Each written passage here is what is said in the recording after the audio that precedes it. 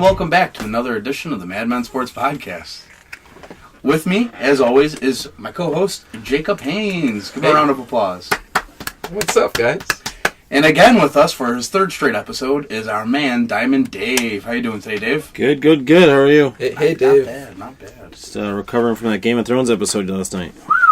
Shout out to Arya. Yeah, she killed some guys, huh? Spoiler alert. Oh, Jesus, man. You guys are going to get death threats? Good. And that's fine. We all saw Endgame and we're not even talking about it.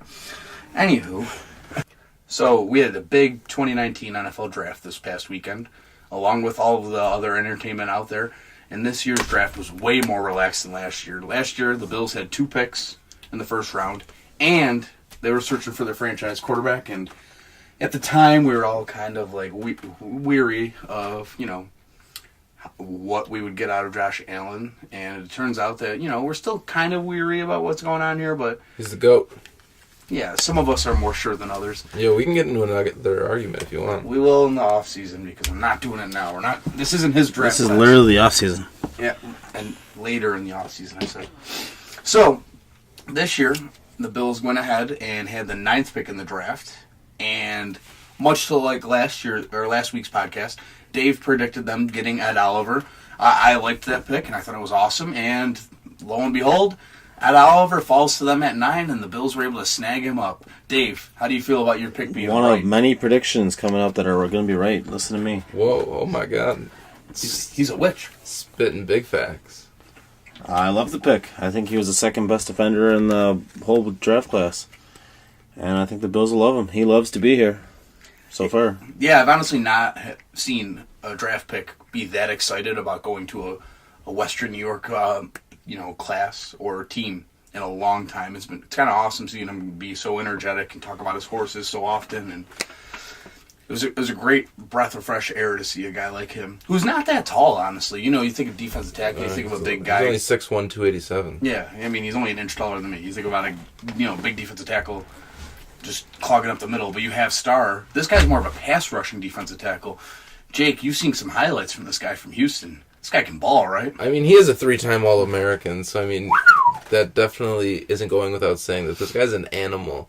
He's relentless in the trenches. I mean, it's crazy to watch him do what he does. He had 193 career tackles in Houston, 54 for a loss, 13 and a half sacks, and in only 33 games. I mean, that doesn't sound like great numbers, but it's good numbers for a defensive tackle, that's for sure. If you watch him play, it's terrifying almost. He's got that get off the ball quick, right off the snap. The ball moves, he moves. It's awesome to see that kind of reaction. Yeah, he's going to be better than Kyle Williams because he'll open up some holes for some linebackers to get in there. You leave Zack's favorite player alone. As long as they win games, he's better than Kyle Williams. Should get him on the podcast interview. Hopefully. I'll fist fight him. On his best career day, that is Ed Oliver against Navy in 2017. Dude had 14 tackles, 3.5 tackles for loss, and 2 sacks. Yeah, Navy's a team that traditionally runs that double wing offense. Mm-hmm. So seeing a guy like him that can get off the ball and really stop the run in the backfield is awesome. Now, a lot of rumors have been swirling, a lot of takes have been flying around about how he was misused as a zero technique at Houston, which is really interesting because you don't think a nose tackle would be his size, but he's more comfortable in the 3 technique from what I've heard, and I'm excited to see him there. I'd like to see Starr really clog up the 2 linemen that he usually does. I know you guys have a lot of hate for Starr Lotulelei, but I definitely do. Listen, I'm on Team Starr. But the statistics show that everyone that plays next to him have career years because he takes on 2 blocks. He is a glorified block eater. So it's awesome to see a one-on-one guy. Now you got Jerry Hughes, Shaq Lawson, Trent Murphy, and Ed Oliver trying to get at your quarterback. Eddie Yarbrough, man. Eddie Yarbrough. Yeah, I mean, you got all these pass rushers going one-on-one with Starr taking up a double team. That's really what you want to see, honestly. I want him to take a horse and ride that shit on a New Era field. Into the backfield? He's got the horses in the backfield. Horse stock is attached. Oh, copyright. No, I'm excited. Ed Oliver was a really good pick there. I'm surprised he was available at number 10. Yeah, and if you look back and go through the chart there, Oakland dropped the ball. I mean, if they were going to take a defensive tackle, you don't take whoever the hell that guy was. We can talk about how the Giants dropped the ball if you want. See, we can talk about the Giants dropping the ball, but at least they got their quarterback. Let's hope. We talked all year. If you like a guy, you take him a quarterback. Yeah, we talked all year last year about if you like a quarterback, you get your guy. Now, I don't know if these rumors are true or not, but Gettleman was saying yesterday that there was two teams that were going to take him before 17, their second pick. So I totally get it. Daniel Jones, he might be the quarterback of the future. There's no way Gettleman knows that. I don't think that's true. Exactly. I mean, you don't find Washington didn't expect Haskins to be there. They jumped on him. Yeah, exactly. You just don't miss. And Haskins was not happy with being the third quarterback taken. But hey, who knows? Maybe it's a big back-to-back years for third quarterbacks taken off the board. Let's hope the Redskins do well, so the Cowboys don't. Maybe. I don't know. What do the Cowboys have to do with this? In the division. Yeah, but with the Bills though, would we not like the Cowboys now? I said Redskins. Yeah, but you said... I hate the Cowboys. Yeah. Oh, okay. We got a little Cowboys banter. Whoa.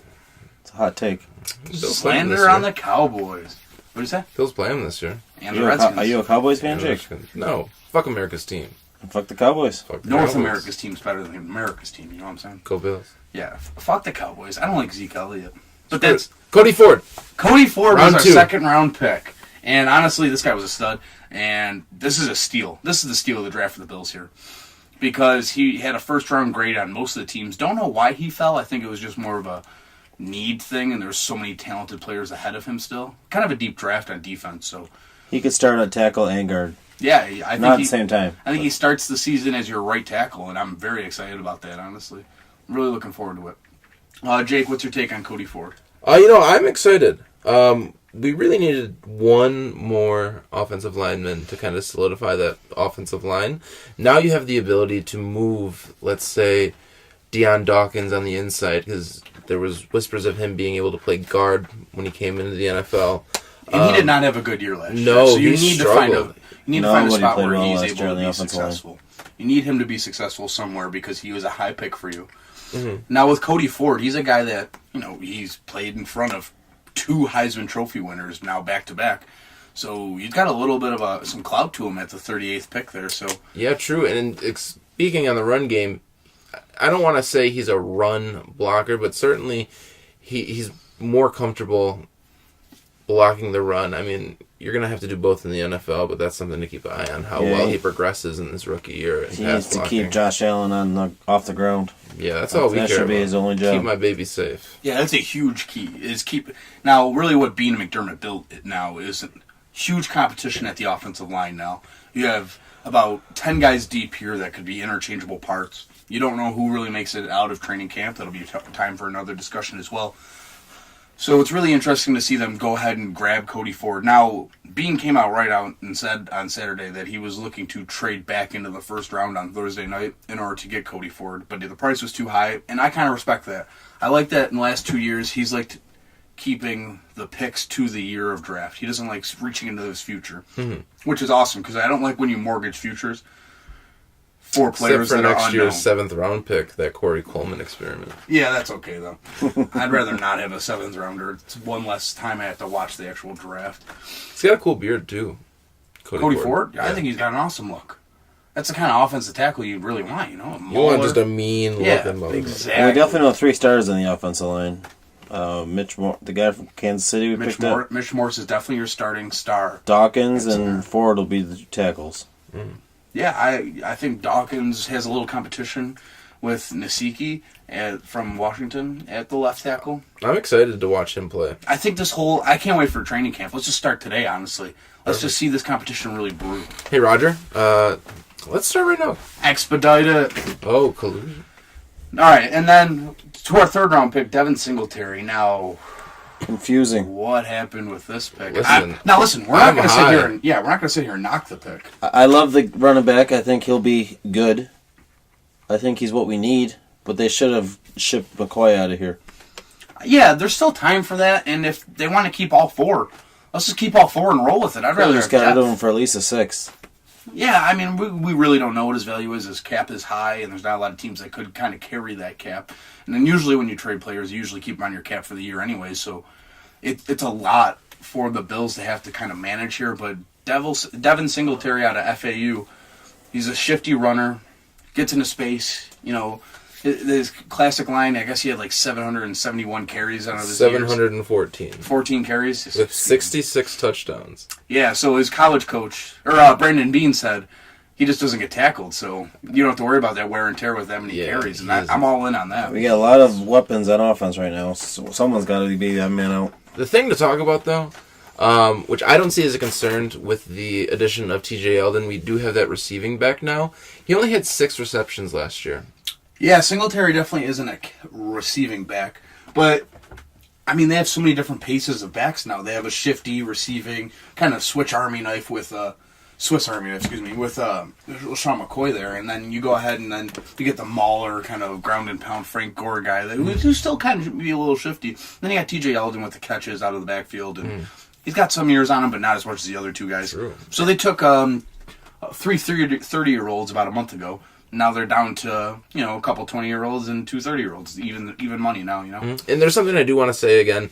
Just because Devin Singletary only had 6 catches last year does not mean he can't catch the ball. That was kind of a point of emphasis on the pre-draft workouts, and dude can catch with the best of them, so look for him to be catching balls out of the backfield. Who's the odd man out? You still have Murphy in there, Yeldon, McCoy, Gore. Murphy's out. I would say Murphy's Cadet, out. I don't even know who's on the team. Murphy doesn't need to be there because we got the other guy for special teams right now. Yeah, you got Andre Roberts to do kick returns and punt returns. This team is deep, and they're kind of filled in. Now, I don't think they're filled in for the long term. I think you got some short-term pieces, but they've been able to keep some cap space free for the future, so when next year, when Tre'Davious White's option got to come up, and then Matt Milano's due for a contract, you really have some pieces to work with, and you have a bunch of money freed up. I think they have about, $70 million for next season? Mm-hmm. Let's go at it. Let's go right at it, right? Yeah, we might have to start looking at into the guys right now.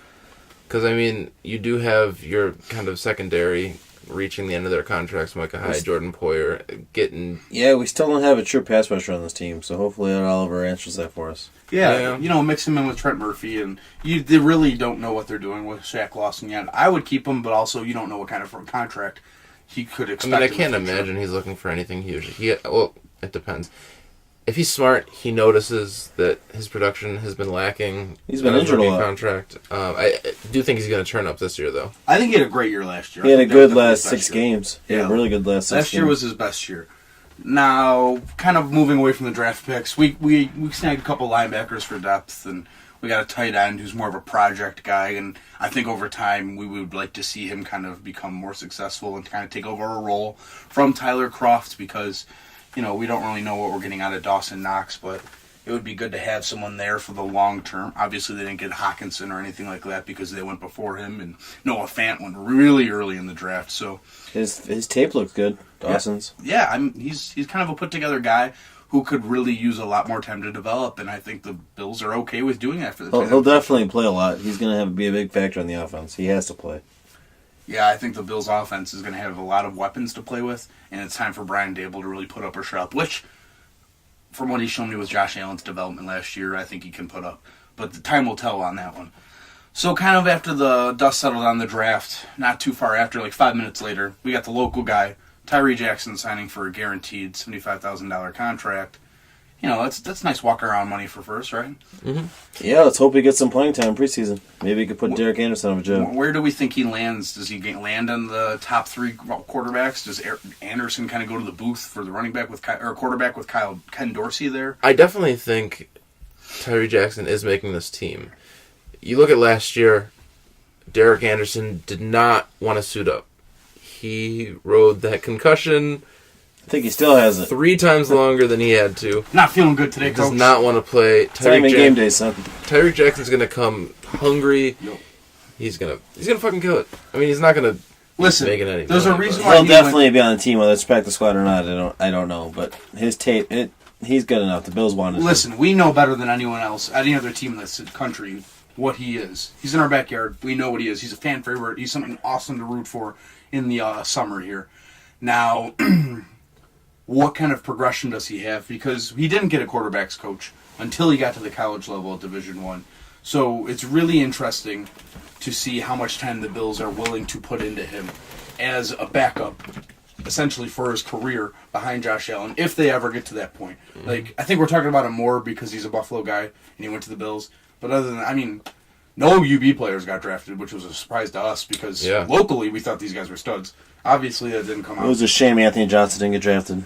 Yeah, but I think after a while, though, he'll make an impact. You'd rather not get drafted in the 7th round, so you can kind of pick your team, really. Yeah, but let me say this about Tyreek Jackson as well.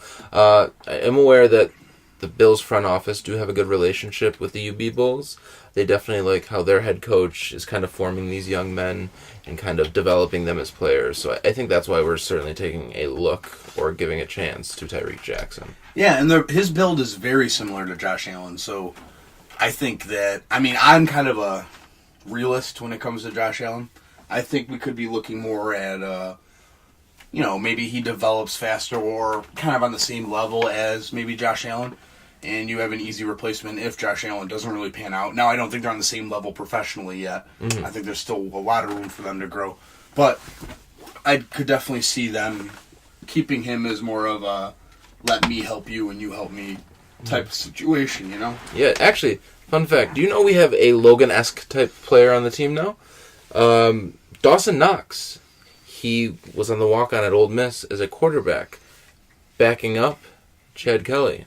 Transitions to tight end. You excited about that pick? Am I excited about that pick? I will be in the future. I'm excited that they're willing to take a chance and let this kid grow properly. They did trade back up in the rounds for him, so I appreciate that out of them. Like they said, they traded back because they saw a huge cliff after him, so at least tells me that he's better than the scrubs that went after him, so that makes me feel I think we're looking for some special teams guys. Well, let me say this. You look at his numbers, you look at his receiving numbers, they're piss poor. Now, mind you... No touchdowns in college. No touchdowns. But you have to look at the wide receivers that he had in front of him. Two of them were drafted this weekend. DK Metcalf, for a perfect example. When he gets the ball, he definitely makes something out of it. So I look for him to also catch a lot of balls in the NFL. Well, Dave, what was your biggest surprise from the draft weekend? Obviously, the Raiders. They seem to screw up all three of their picks. I think the best team that had the best draft was probably the Redskins. Things fell in place for the Redskins. Yeah, they got their franchise quarterback without having to move up. That's a steal, right? Mm-hmm. Haskins has a poor attitude, I'll tell you that, from the interviews I saw, but he could be an instant starter for them. Not as bad as Josh Rosen, probably. Yeah, I think Josh Rosen really come along. They got Montez Sweat in the second round. Bryce Love will be good second half of the year. Another team with a really good draft was the Jaguars, I think. I do put the Bills in the top 3 of best drafts, though. Yeah, the Jaguars were really able to steal some players who were both, earlier. Josh Allen fell right to them. Yeah, that was a top 3 pick that fell to Jawan Taylor, and then Jawan Taylor was a top 10 pick who fell to them in the second round. They got 2 projected top 10 players. That goddamn Doug Marrone. Right? What do we need to give him more ammo? Just give him more bologna sandwiches. That guy stinks. All right, Jake, who was your favorite draft player? Or team, excuse me. Oh, jeez. I don't want to say the Bills. But it's the Bills. And I'm not the only one saying that. You're seeing a lot of national coverage, which we know as Bills fans we don't get enough of. The Bills are building something very special in Buffalo, and we're doing it from the ground up with free agency and with the draft. So I'm very excited. We all made fun of the process. Looks like it's working. Yeah, and let's be honest. The only way it works is if Josh Allen works out. Yeah, this is all on him, and we know that. The only thing that matters is quarterback. That's cut, dry, signed, sealed, delivered. Quarterback's the only thing that matters in this league. But, by far, this is the best roster we've had the last 10 years. So. I disagree. We don't have any salary cap issues for the next couple of years. I think the 2015 Bills were great. They had stud wide receivers, a better decent than quarterback. This? Yeah, absolutely. But Jesus. I think this team's more put together than that team. Just drink the Kool-Aid already, man. I'm willing to drink the Kool-Aid. No, you're not. I drink the Kool-Aid every year. No, you're not. And you are the most critical. Out of anyone I ever talked to, you are the most critical of the Buffalo Bills. Just be a fan. Sit back. I am a fan. We're casual I'm a here fan of a at team Madmen that's been in the Sports. See, I'm older than you guys, so I've been a fan. I've seen all the worst. But have you seen the best, too? I know that this is the best right now. See? Look at that. I know that I'm a fan of negativity a isn't... 19 and 20 of going to the playoffs the last 20 I know the worst thing about this team sometimes is the fans. No one's allowed to be patient in this city. If you lose 2 games, we're calling for a coach to be fired. right now, we're not worrying about the coach or anything. Our biggest problem is let's hope the quarterback has just as a good season as his first season. Exactly. All that matters is the quarterback, and that's all this season matters. Like, you can get as many linemen as you want, but if your quarterback can't throw for shit, you're not getting We haven't lost any major players in the offseason. I think we will. I don't think we're done yet. I think we're going to lose some players here, like McCoy or... I'm fine if we lose them due to competition. That's what I want to see out of the Bills. I want the Bills to lose good players due to steep competition. But that we haven't seen that in the past. Yeah, I mean, I'm just bitter towards McCoy because he tried to ruin Avengers for us. Yeah. The Bills really need their press conference and address this. I had a lot of keywords muted for Endgame. I didn't want to see it. But he can't spell, so that's that. That's the shame of it. Damn shame. He tried to ruin Game of Thrones, too. This guy wants out of Buffalo. Yeah, that's as simple as it gets, right? Alright, well, anyways, we'll talk to you guys next week. Thank you for listening. As always, I'm Zach. With me is Jake and Dave. Check us out on madmensports.com. Listen to us anyway you're obviously listening to us. We're new on YouTube now. Our Facebook, throw us a like. On Twitter, throw us a follow. We'll talk to you soon. Thanks for enjoying our draft coverage. Peace.